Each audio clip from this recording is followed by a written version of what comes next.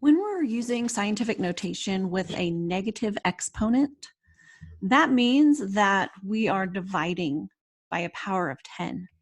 When we divide, we move the decimal to the left, the number of zeros that is in that power of 10.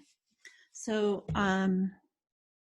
you can kind of see this picture here. They started with 6.773 times 10 to the negative fourth, which means we need to move to the left 4 times. So that negative sign on the exponent on 10 means we're moving left 4 times. So we're going 1, 2, 3, 4, putting a decimal.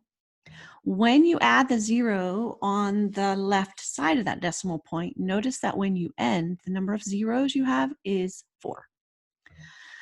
So you can also go in the opposite direction. So when you have standard notation and you want scientific notation, if the number you start with is less than 1, it's always greater than 0, you will put the decimal after the first non-zero digit and then times it by 10 to the negative, and you can count up these zeros, including the 1 before the decimal point. So it would be to the negative fourth.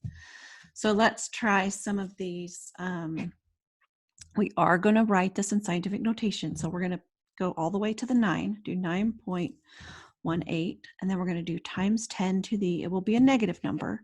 And we just add, I'm going to add these zeros, including the 1 to the left. So 1, 2, 3, 4, 5, 6, and put a 6 there. And that's just one kind of a shortcut way to see how it's done. I feel like I just did this, but we'll do it again. Times 10 to, oh, no, this is going to be negative, but there's 1, 2, 3, 4 zeros.